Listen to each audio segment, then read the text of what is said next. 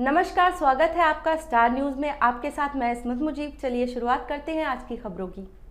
Kanpur press club में press वार्ता करते हुए कानपुर की नौवस्था निवासिनी ललिता देवी ने बताया कि उनका विवाद वर्षों से भूमाफिया विकास दुबे के रिश्तेदार राजू दुबे व अन्य से चल रहा है।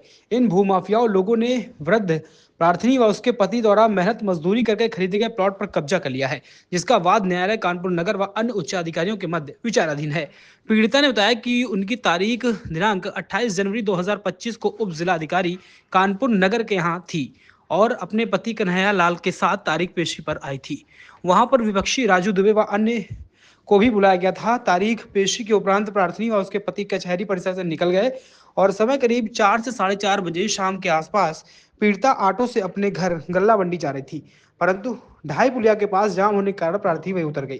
पैदल जाने लगी तभी वहां राजू दुबे व उनके 3 अज्ञात साथियों के साथ 2 मोटरसाइकिल पर सवार होकर आए और पीड़िता का रास्ता रोक लिया। पीड़िता का हाथ पकड़कर कहने लगे कि तुम लोग बहुत गर्मी सवार है, तुम लोग अपनी हरकतों से बाज नहीं आओगे।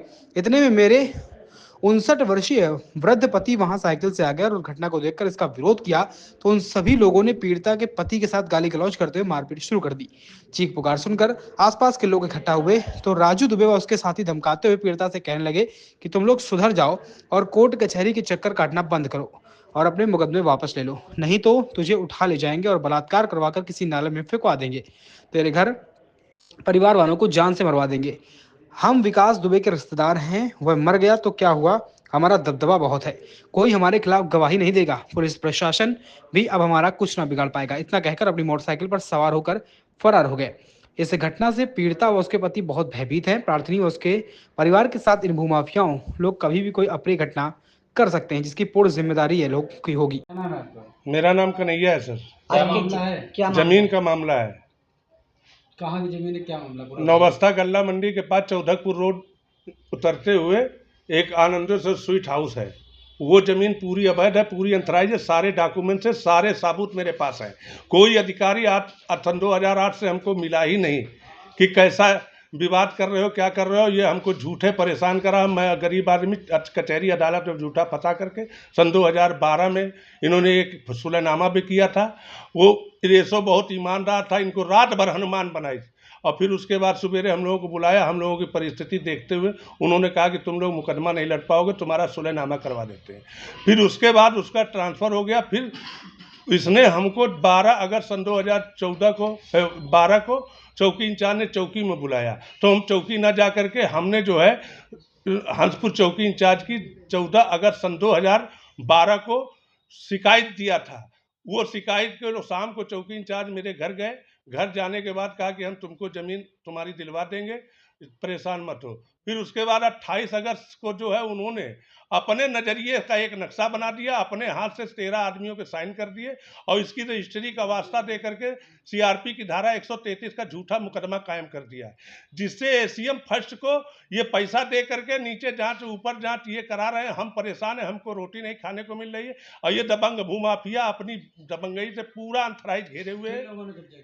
राजू दुबे, पप्पू दुबे, राधा दुबे के नाम रजिस्ट्री है। एक उनके मतलब साड़ू के नाम रजिस्ट्री थी, जो कि वो कब्जा करना चाहता था, तो उससे सुलहनामा करवा के 27 लाख रुपया का प्लाट दे करके अपनी लड़की के नाम वो बैनामा करा लिया। अभी कहाँ तक आपने शिकायत की है? हम 3 बार गोरखपुर मुख्यमंत्री के यहाँ हो आए हैं, जिला अधिकारी के पास हमने 25 लेटर दिया है, लेकिन आज तक कोई हमको फोन नहीं किया। हमने एक ये एप्लीकेशन लिखा है, उसको मैंने 24 अक्टूबर सन 2024 को रजिस्ट्री और पोलेट पे डाला था, जो कि चौकी इंचार्ज के यहाँ गई थी। और चौकी इंचार्ज ने हमको फ़ोन तक नहीं किया और उन्होंने लिख दिया कि इसकी मुकदमा चल रहा है। तो हमारे उससे मिल करके उसने पैसा दे दिया। अब लिख दिया कि सब वो टट्टर लगाए हैं, वो अनथराइज घेरे हैं, उसका विवादित मुकदमा चल रहा है, ये मामला शांत है। इतना कह के उन्होंने टाल दिया, ना हमको बुलाया ना हमसे बात कराई। आपको न्याय नहीं मिलेगा तो क्या करेंगे? हम फांसी लगा के मर जाएंगे या जहर खा के मर जाएंगे। अब यही रास्ते पे हम खड़े हैं। क्या करें, पेट के लिए तो कुछ करना ही पड़ेगा ना। हम तो कह रहे हैं कि आमने सामने कोई अधिकारी हमको खड़ा करा दे।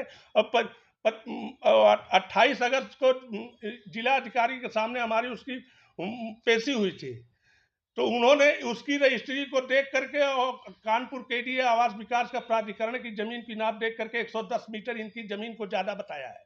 उसके कागज सन 2025 में 4/4/2 सन 2025 को तारीख पड़ी थी, अभी पड़ी है। उसमें हमारी बहस हुई तो इनसे कहा गया कि आपको हमने कागज लेके आने को कहा था, आप कागज नहीं लाए, तो ये अपना वकील लेके गया था। वकील तो अदालत में गुंडे ही करते हैं, 5-5 6-6 वकील खड़ा कर देते हैं, पा चिल्लाते हैं। हमारा वकील एक है, वो चुपचाप सुनता है और कहता है सर हम ऐसे बहस नहीं कर पा। क्या नाम है आपका? ललिता देवी। क्या घटना हुई है आपके साथ? हम कचहरी गए थे एप्लीकेशन देने और घर 4:30 बजे का टाइम था। 2:30 पुलिया पर हमने उतरा, हमने कहा शाम और इधर ही से उतर जाए, और वो लगा दिया गाड़ी, जाम लगी थी। हमने कहा जाम में इतना देर लगाएंगे तो इससे भी लेट हो रहा है, और घेर लिया उसने। कहता आप कचहरी जाओगी तो तुमको जाम से मरवा डालेंगे और सब बच्चों को उठवा डालेंगे। कौन लोगों ने घेरा था? वही राजू दुबे और उसके और हम पहचानते नहीं है, और सब थे हेलमेट लगाए। तीन 4 आदमी थे, एक को हम पहचानते हैं और नहीं पहचानते हैं। जो बाइक चला रहे थे उसको नहीं पहचानते हैं। पीछे बैठा था राजू दुबे।